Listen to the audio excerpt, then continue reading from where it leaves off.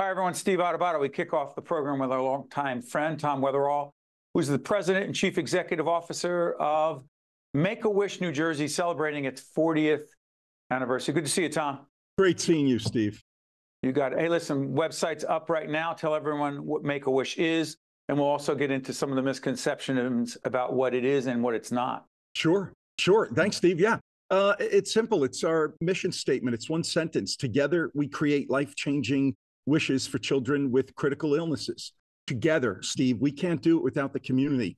As you know, as a longtime friend of ours, Steve, we don't charge our families any fees, and we don't receive any government support. So we rely 100% on the benevolence of the community, and how fortunate are we to operate here in New Jersey with one of the most generous communities throughout the country. You know, we were talking about this, Tom, recently with our good friends up at Fedway.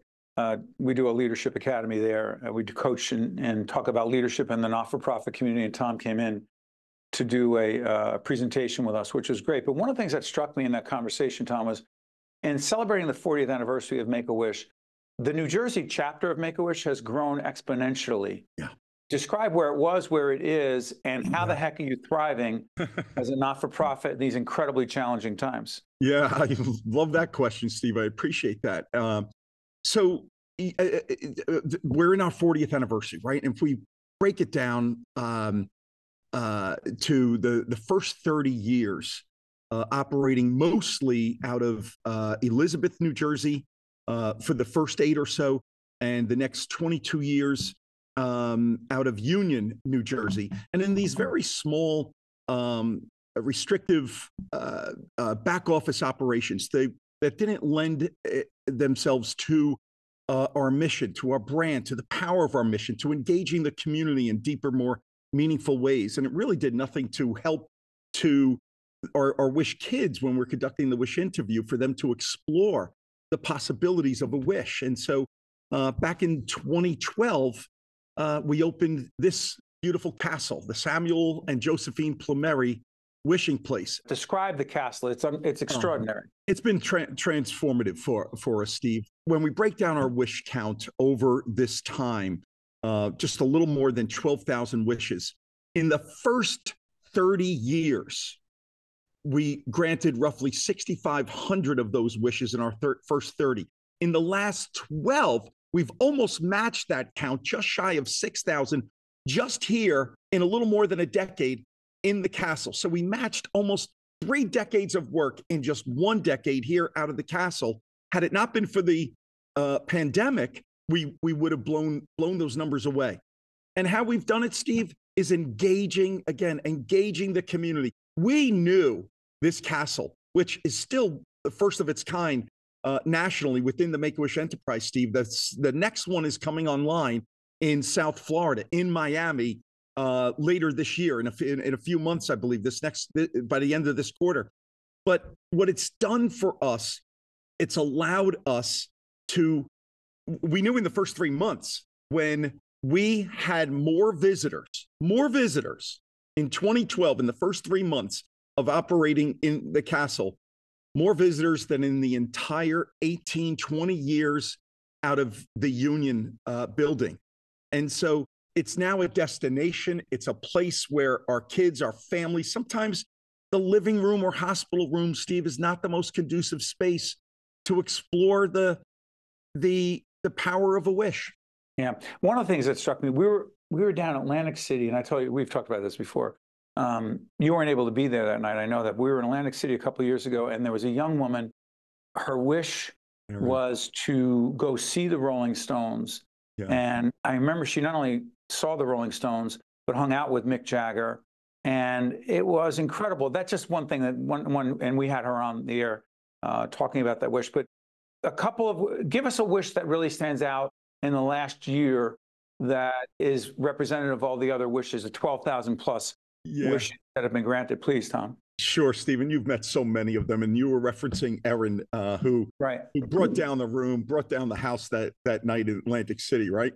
But most recently, let me tell you about a milestone wish over the summer recently, our 12,000th wish. And this was for a young man from South Jersey battling thalassemia. It's a genetic blood disorder, Steve.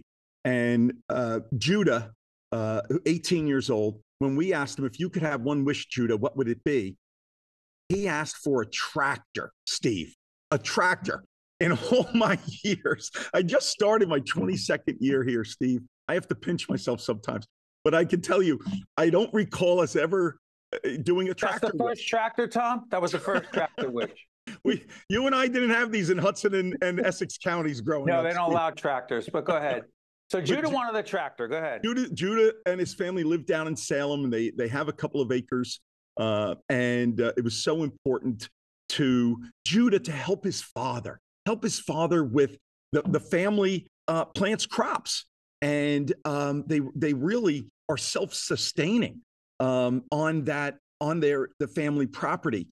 He's got 7 siblings, 8 kids, mom and dad. Judah and a few of his sisters were adopted from China. And one of his sisters was also a wish child of ours, Hosanna, who asked to go to Disney and brought the family to Disney. But, you know, in speaking with Judah and getting to know him, Steve, as we get to know these kids and their families, what his mom shared with us was so powerful to us that when he got the tractor home and after a couple of days with it, she said that he was talking about his future. He wasn't talking about his illness anymore. He was talking about his future, and he was talking, you know, he's planting crops, Steve, and crops take time. And she said, really, for the first time in a long time, he was talking about he'll be here in 6 months or even a year from now when that next crop comes up. And that's the power of a wish, huh? Before I let you go, Tom, you and I've asked you this privately a lot, and I've asked you on the air, but for those who've never seen or heard Tom Weatherall, what has it done for you to see these wishes being granted to these children? And it's life-changing for so many of them, and some of them have not survived, and most of them are thriving now. Yeah. What has it done for you? 30 seconds or less. Oh, Steve, it's powerful. It has changed my life. It's left a profound effect on me. But, you know, Steve, it's on the entire team. I watch as our team, as they come on board, they go through orientation, or our board members, donors. It resonates. Our volunteers. It resonates because, you know, Steve, this isn't a warm and fuzzy. You know this from being so long a friend of our mission and always loaning us this wonderful platform of yours.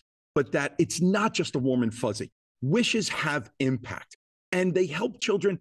Studies tell us that 100% of medical providers report that a wish improves a child's well-being. 90% say a child is more ready to accept treatment protocols. And so, you know, we're working with children who are at the dawn of life, and it's pretty profound when they're looking at their own mortality. Even those who might not be aware of that, surely their parents are, their family, their siblings are. So how can it not affect us as well and lend perspective to our own lives? 40th anniversary of Make-A-Wish New Jersey. The leader, the CEO and president is Tom Weatherall. Tom, this platform that you refer to, us loaning to you, is open so we can continue the conversation and make sure people understand what Make-A-Wish is and how they can be helpful. All the best, Always Tom. grateful. Thanks, buddy. Thank you, Steve. Always grateful to you. Bye-bye. You guys stay there. We'll be right back, folks. One-on-One with Steve Adubato is a production of the Caucus Educational Corporation, celebrating 30 years in public broadcasting. Funding has been provided by Fedway Associates, Inc., Valley Bank, the Northward Center, Delta Dental of New Jersey, New Jersey Sharing Network, the Russell Berry Foundation, the Port Authority of New York and New Jersey, Atlantic Health System, and by the Adler Aphasia Center. Promotional support provided by ROINJ and by Meadowlands Media. Hello, I'm Donald Payne Jr., Congressman from New Jersey's 10th District. One organ and tissue donor can save as many as 8 lives and improve the health of another additional 75 people. That is why I encourage everyone to register as an organ donor. For more information about organ donation, please visit www.ntdc.org. www.njsharingnetwork.org.